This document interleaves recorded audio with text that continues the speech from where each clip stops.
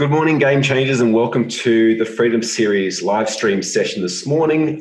Today I've got Michelle Tillis Lederman. Now, Michelle is one of Forbes' top 25 network experts. She's an author of 4 books, including the international known The 11 Laws of Likability, and her latest, The Connector's Advantage. Michelle is a connection creator and a CEO of Executive Essentials, which provides customized communications and leadership programs for Fortune 500s, nonprofits, universities, and government clients. A former financial executive and NYU professor, Michelle is regularly in the media, including NBC, CBS, Fox, NPR, The Wall Street Journal, New York Times, CNBC, and others. Michelle is known for helping people work better together and advance their individual impact. Michelle, welcome to the show. Thanks for having me on. There was a lot of N's and B's and C's and things like that in your bio there. Bit tongue-tied early in the morning. So, Michelle, where did this all start for you? Well, there's one other set of letters, which is CPA, which is really where it started. Now, my mom will tell you that stands for Certified Pain in the Assets. But I was actually in accounting and finance for the first decade of my career. And that's really where it started. Wow. I know, I'm looking at your face like, what? Quite a significant shift. Yeah. And it started with, I was managing money for a bank. Yeah. And I was investing the money. And so people would come and they'd pitch. And I'm sitting across from them going, that's not how you pitch. This is, watch my body language. I flip the page, and so the communication with potential, investment, as well as with everybody. I was the only woman on the trading floor. This is where I started to see the need. And that's kind of where the transition began. But I started doing it within the bank. And that started the leap. My first client outside of the bank was JP Morgan. Wow. Not a bad first client, right? Fantastic first client. And what specifically did they hire you for at that point in time? What was the need that you were fulfilling? My first gig was business writing for sales and trading professionals. Wow. And it was just create a custom course for people who had been out of school about 3 to 5 years. And we really customized it with cases and scenarios that were exactly what they deal with. And from there, I landed Morgan Stanley and Deutsche Bank were 3 of my first 5 clients. When you're a recovering CPA. No, I was just going to say, where do you go from there? You get repeat business, right? And that's what it's all about and that's what I'm all about is the relationship-based business building. I had someone who was in my class at Morgan Stanley. Remember, this is one of my first ever clients. She was a student in my class there. She is still a client today, almost 15 years later. Wow. And she's brought me with her to, I saw her again at Citibank, where I was doing training for months. Then she went to Comcast, tried to bring me in. She went to Madison Square Garden. I did tons of work for them there. She went to Cox Communications. I did work for her there. And now she's at A&E Networks. And I'm probably going to do work for her there because the relationship is what, kept that client. It didn't matter where it was who it was. Yeah. And you really practice what you preach. And I want to dive down deeper on that. Before we do, though, I just want to say welcome, good morning, good afternoon, good evening to everyone who's joining us live today on any of the platforms on the interwebs right now. Rafi from my team is kind of overseeing all the different chat comments. So if you've got any questions, please fill us with as many questions as you can. We'd love this to be as interactive as possible. And really can do 3 things. First is just like the post wherever you're seeing this, just to let us know you're watching. Number 2 is, keep the questions coming in. So myself and Michelle are going to answer for you guys today. And number 3, start a watch party because I think what we're about to talk about is going to be hot and very, very impactful for a lot of business owners, especially in today's time. So retention rate's a very interesting question because, we get to meet a lot of business owners. And, most of the time you say, oh, what's your problem? And it's one of 2 things. Either A, I haven't got time, or B, I haven't got enough customers. And therefore, not enough customers means I need more leads. And we have a tool and a process called the profit plan that we take clients through. And we find out that 95% of the time, more leads is not what they need. It isn't about the lead. I mean, it's kind of like dialing for dollars. It's chasing. I have never done a cold call. Yeah. I've been in business, I'm pushing 20 years and I've never done a cold call.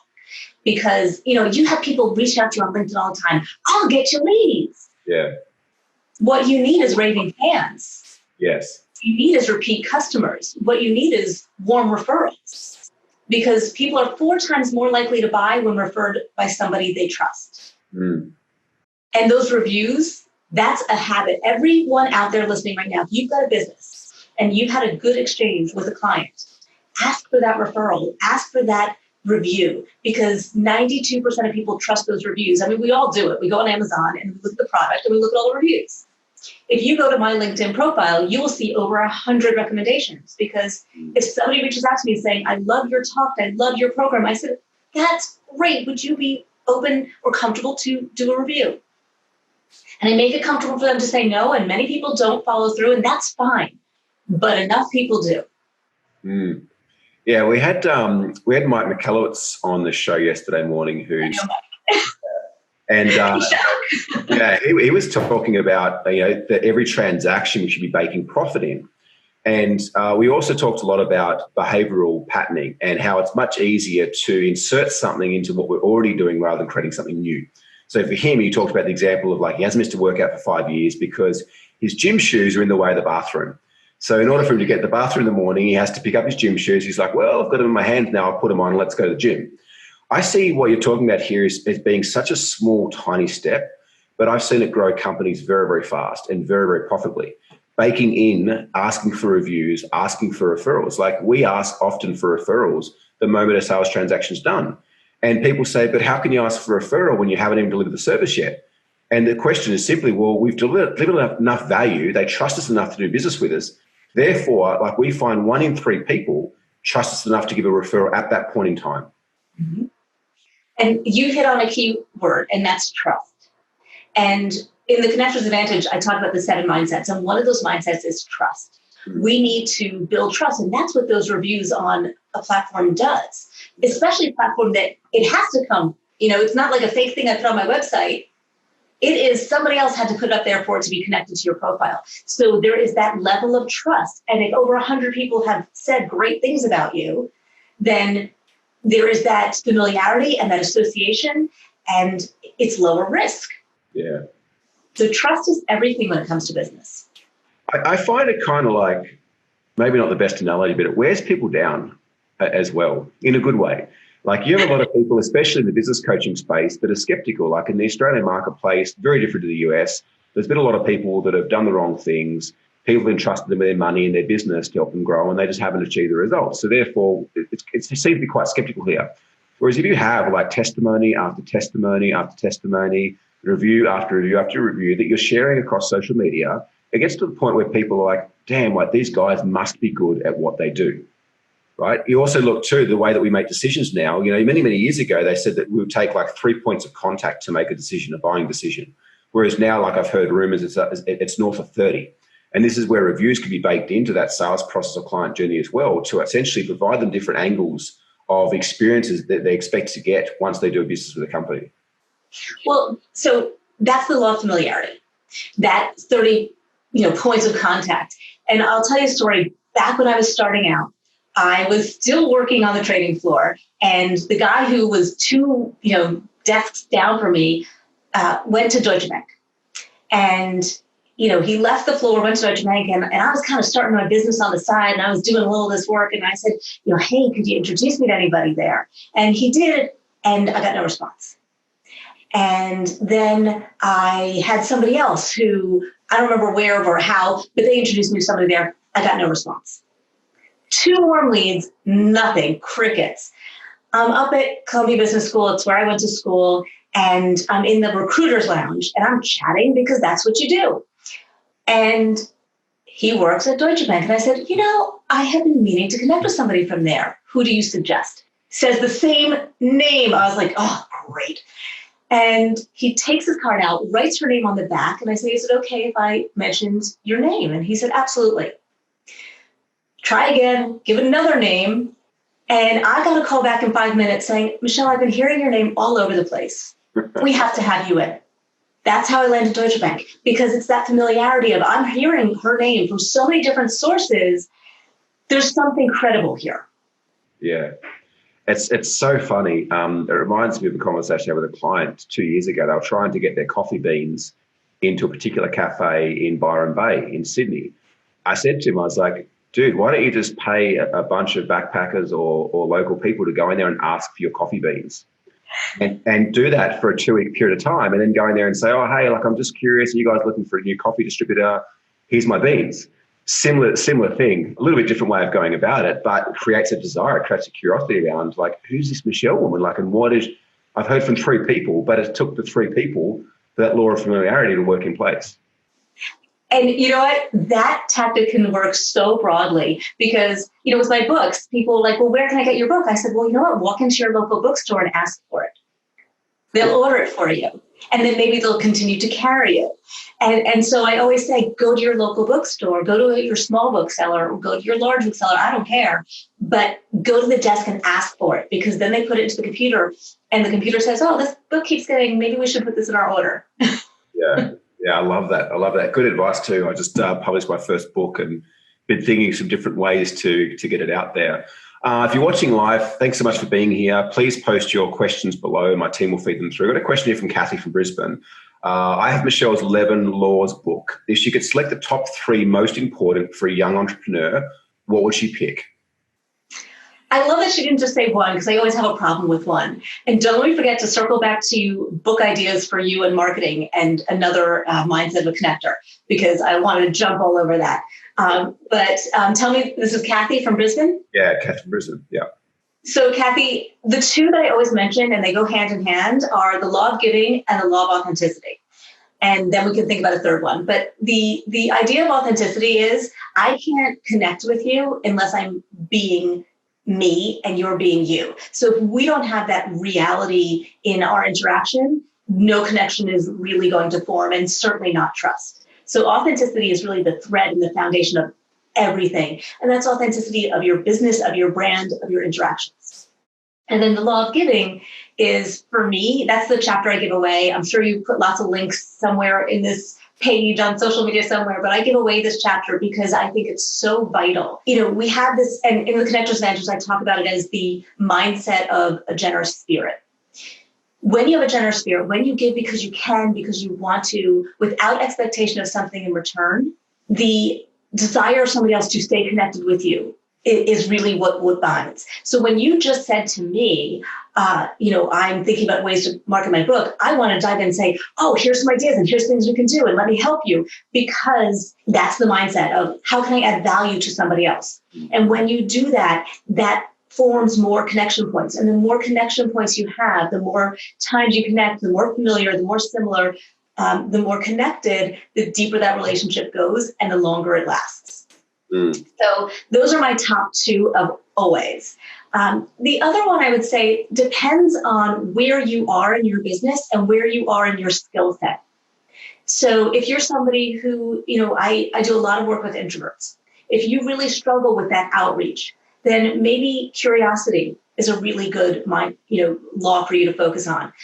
Being able to think about what you're willing to share of yourself, what you're willing to ask of others, and to get into what I call that dance, this anatomy of a conversation. Maybe your perception of self, maybe you need to work on the self-image. So it really does depend on where you are. Yeah. Michelle, I absolutely love what you just shared, and I want to go deeper on the first one we spoke about. Before we do, if you guys are watching live, please start a watch party. Share more about this amazing conversation with those out there as well. So you talk about the law of authenticity, and I was almost welling up hearing you share this, because this is something very, very close to my heart. I've never seen it as the law of authenticity. But what I've noticed in my own journey, Michelle, is over the last few years, the more and more that I've become me, and the more and more I've learned to love all aspects of me, the perceived good parts and the perceived bad parts and the parts that don't fit the social norms, the more that I can be completely okay with being all of me, the more I've noticed every area of my life flourish. Like the people that I'm attracting in, my personal relationships, my finances, my spirituality, like everything has gone to a new level. And I believe it comes back to, I wouldn't so much say authenticity, although I can see that's a beautifully fitting word for it. I'd say more vulnerability. Vulnerability to show up as all of me. Can we talk a bit more about, I guess, the human behavior behind that? You're bringing me to so many different places right now. So don't let me forget to come back to vulnerability. And also, Kathy, thank you so much for the question and for getting the book. And if you have time to post an honest review, it is greatly appreciated. I love that. Love that. Okay, so Authenticity. So the likability was my first book, and the connections advantage is my most recent, and it builds on likability. So you kind of hear me talk about laws and mindsets. And I really want to take the mindset of being open and accepting, because something that you just said is so important for everyone out there. Is when we are open and accepting, we think about being open to others and accepting of others, but we need to be open and accepting of ourselves as well. So I always talk about accepting of self and open to being wrong, because our brains quickly take in all this information, right? Right now, people are out there, you might have never heard of me, never seen me, and they're like, okay, she talks a lot with her hands, or she's a lot, whatever it might be. That's that impression. And you decide very quickly, and then you look for additional information to prove yourself right, because we like to prove ourselves right. Yeah. That's fine, as long as you stay open to being wrong. Yeah. And there's 4 questions that I give. Yeah. And if you're listening and this is a challenge for you, grab a pen, because you're going to want these 4 questions. If you want to stay open to being wrong, what you want to do is slow your thinking down and stay in place of curiosity instead of conclusion. So ask yourself any of these questions. You don't have to ask all of them. 1, what don't I know? What don't I know about the situation? What don't I know about the person? What don't I know? 2, how else could I interpret that? Or what could be another reason for that? Right? How else could I interpret that behavior, or what could be another reason for that action, except for the judgment that I just made, right? Number 3, what if I'm wrong? What's the impact on my business? What's the impact on my client? What's the impact on my relationship? And number 4, am I trying to be right? And that's the real stickler, right? Because we like to be right. And there's times where I'm like, oh man, all right, I'm trying to be right. Let me let that go. And that opens us to possibilities of other interpretations and other experiences. And when you stay open to being wrong, and when you assume positive intent, the interaction changes completely. So that was one thing that you said that just went. I'm going to just intervene. I'm loving this conversation. I'll just say there was a fantastic live stream I had a few days ago. Maybe Rafa can put the link in here as well, with Michelle Masters, who was one of my original kind of change work NLP teachers. And she talks about right and wrong not existing, and it's our perception and so forth. I had a conversation yesterday with a team member that had some performance anxiety. Let's just say that. And I had a conversation, and they mentioned that they were trying to find ways to pat themselves on the back, essentially, to motivate themselves to get back in the groove. And I was like, why would you do that? And they're like, well, to get my mindset back. And I was like, yeah. I was like, but do you realize you're not owning the experience that's presenting itself for you right now? And I see that a lot as human beings, we try to avoid what we deem as painful. But I also feel that it's there for a reason. It's there showing us something. And the more that we can actually lean into that, the less power it has over us. And I was like, I can share this with you because I've been there, and I was there for years. Every time something happened that I didn't enjoy or was painful, I would find a way to pet myself up, pull myself out of it. But I was never addressing what it was coming up for. I was like, the moment that I made a decision to actually lean into it, sit into it, and ask myself questions. And it's the thing, I think we're so quick to right, next, move on, do more. What's the next action? But to actually sit in the questions, to sit in the unknown and ask ourselves those challenging questions, then we can get the breakthrough that it's there for. Then we can resolve whatever it's there for and move forth, I think, more whole, more authentically, more vulnerability. And so you're kind of coming to the other side of it, which is the accepting part. And there's something that I call unique charms. So a unique charm is a quality about yourself that isn't going to change. It's part of who you are. It's part of your DNA, but it doesn't always work for you. And everyone who's out there right now is thinking about, oh yeah, I got that. Yeah. Right? Yep. Guilty. Right. So one of the ones that I share often, because it's kind of obvious, is that I can be a lot. I can talk a lot. I always joke that my husband and I were friends for a good 1.5 years before he asked me out, because I didn't shut up long enough for him to get a word in. So I'm never going to be the quiet girl, and I accept that about myself. Yeah. But accepting our unique charms doesn't mean oh, I'm a jerk. I accept that. That's my authentic self. I'm a jerk. It doesn't give you permission to be that. It gives you permission to accept and learn when and how to flex it. Yeah. And so that brings us to vulnerability. Yeah. So vulnerability is one of the pillars of trust. There's 4 pillars of trust. And I always say you have to give trust to get trust. And whether that's in a business relationship or a personal one, just by sharing information, you are trusting somebody. When you are giving something personal about yourself, you're trusting somebody with that information. It doesn't have to be your deep, dark secrets. But especially for those people who might struggle with this, think about those things you might be willing to share, because that makes somebody feel trusted, and that makes them want to give trust. So authenticity, we've already talked about, first pillar of trust. Vulnerability is the second. I will admit, this is not one of my favorite words. It took me a really long time to accept that vulnerability was not about showing weakness, because I'm 4'10" and I had to be tough, and come off like big because I was so little. Vulnerability is about openness. The idea of sharing a flaw or a mistake or a weakness or something with somebody else to enable them to learn from it, to teach, to feel better about their own. That is a gift to somebody else. Yeah. So I love that you mentioned that. So you've heard all four of them. Transparency and consistency are the other pillars of trust. Yeah. There is so much strength in vulnerability. And I think there's just such a huge misconception, especially for men, around what vulnerability is. But for me, there's a sense of liberation in that. Like when you can be completely open and allow all parts of you to be seen by those around you, it's like nothing, it feels like nothing has a hold of you anymore. It's like that voice in your head. It's like, you shouldn't be like that. You shouldn't do that. It's like you're freer and more liberated to express all of who you are. And coming back to kind of where this conversation started, I think that you can attract your tribe. Like I see many business owners that are trying to be a certain way and trying to act a certain way and even trying to potentially follow their competition, wondering why the business is not successful. And it's because they're not showing up in their own unique gifts. And the moment they start to merge with that and move towards that, it's like all of a sudden these ideal clients show up, these ideal staff members show up. It's like your culture, your company will never be my culture, my company, even though we might have the same values, because I'm not you and you're not me. And then I think the sooner that we can learn to kind of own all aspects of us, and as you said, like not just submit to like, I'm a jerk and that's the way that I am, but no, like sit in those questions. I think the faster our business can grow and the more fulfilling our life can be as well. We've got another question here from Kathy again. And if you are watching live, welcome. Please hit the like button. Let us know that you're there, and post any questions you've got in the comments below. Actually, I'm an introvert who needs more work to be an effective networker. So many questions, but how to start transitioning to being a business owner who can't afford to be stuck putting out fires? So that's also about trust, right? So it's about finding the people that we trust and being willing to let go. I'm there. I'm always there. I'm there with you. I was sharing right before we got on that I have somebody who does a lot of my social media, and she put the wrong time on the live feed, and we caught it, and it's no big deal. She's worked with me forever. But that need to be on top of every detail. It allows you to work on your business rather than in your business. That's that phrase that people always say.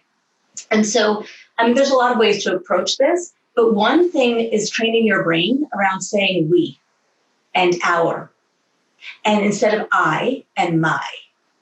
Because just training your brain around thinking that it is a team of service rather than an individual of service. Mm. But I also want to come back. There's so many things that you said around culture. Like, I'm loving this because, it's a very interesting time, global pandemic, everybody's working from home. I know things have been opening up where you are, but in the US, things are still relatively shut down in most states. And, my husband's office is not going to be reopening until at the earliest January of 2021. He will be working from home for at least another 6 months. Wow. So what I love about that is that you kind of see into my house now, right? And there's so many times I'm on a call and my dog comes in and pops into the screen and starts looking, or, I've had a kid that will come in and I'll be like, yeah, come on over here and say hello.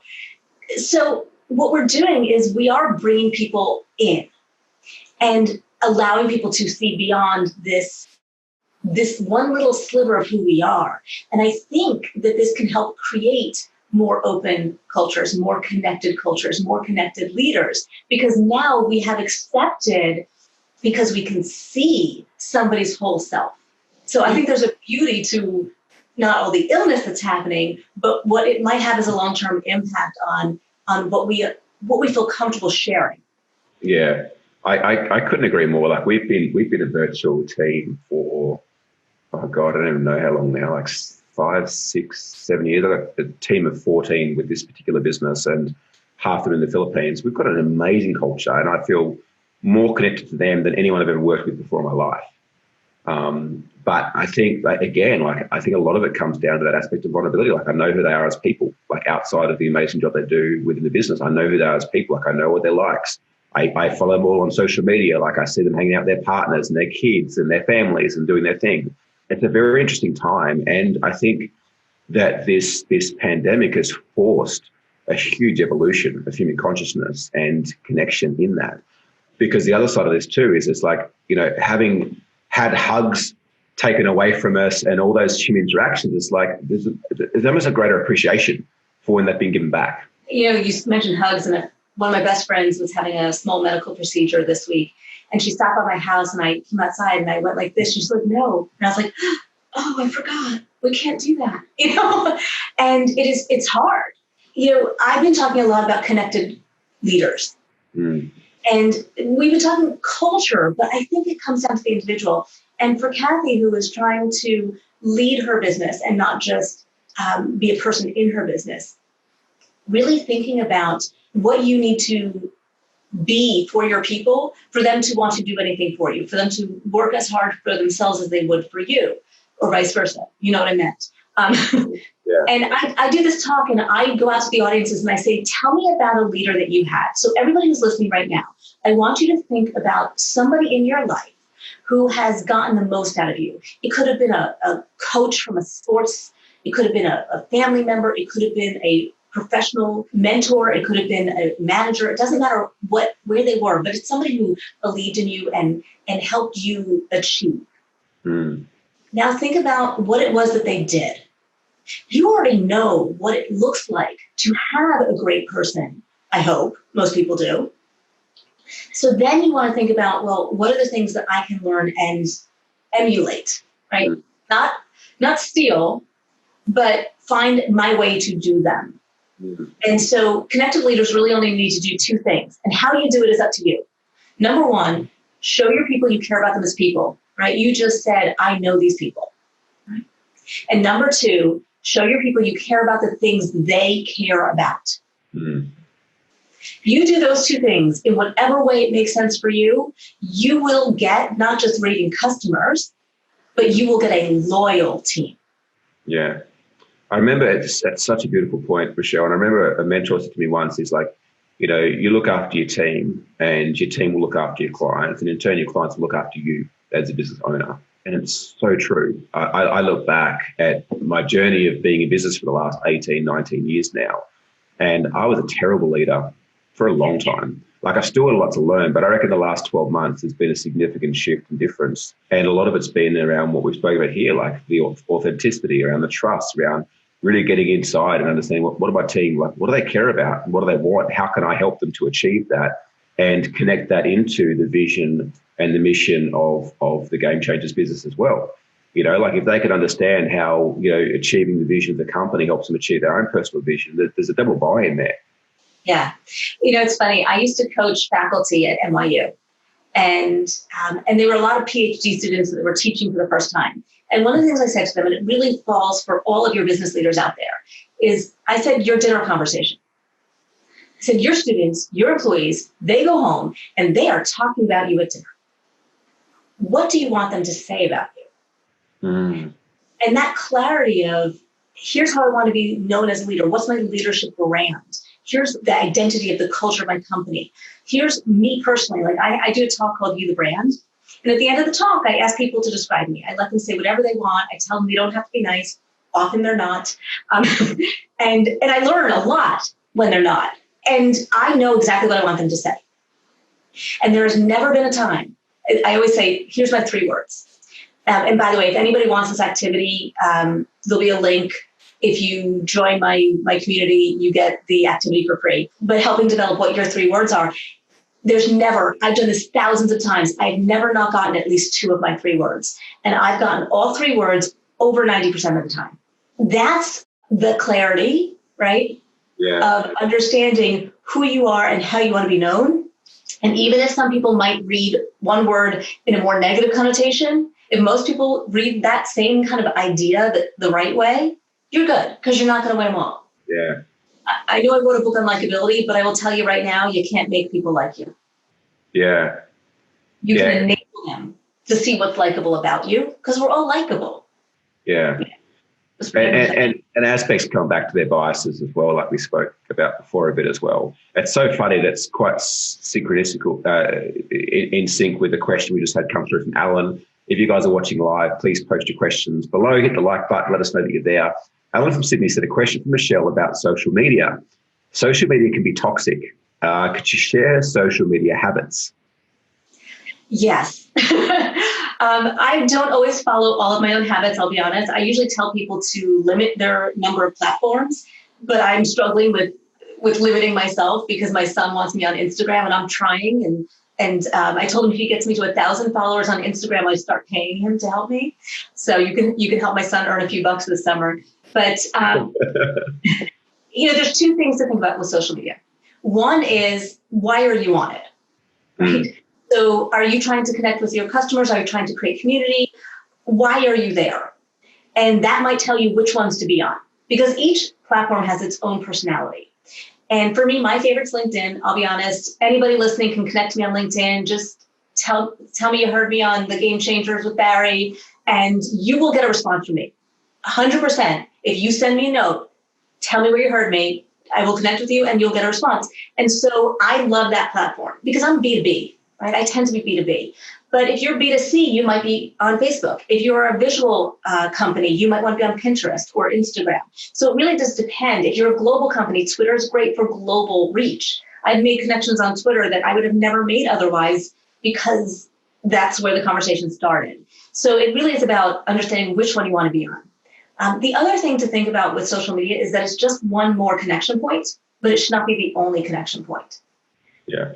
The more ways that you connect with somebody, you face-to-face, you have a phone, you have a Zoom, you have some social media, you like a post, that brings your name and that familiarity that we started this whole conversation with up in somebody's mind, and it builds trust.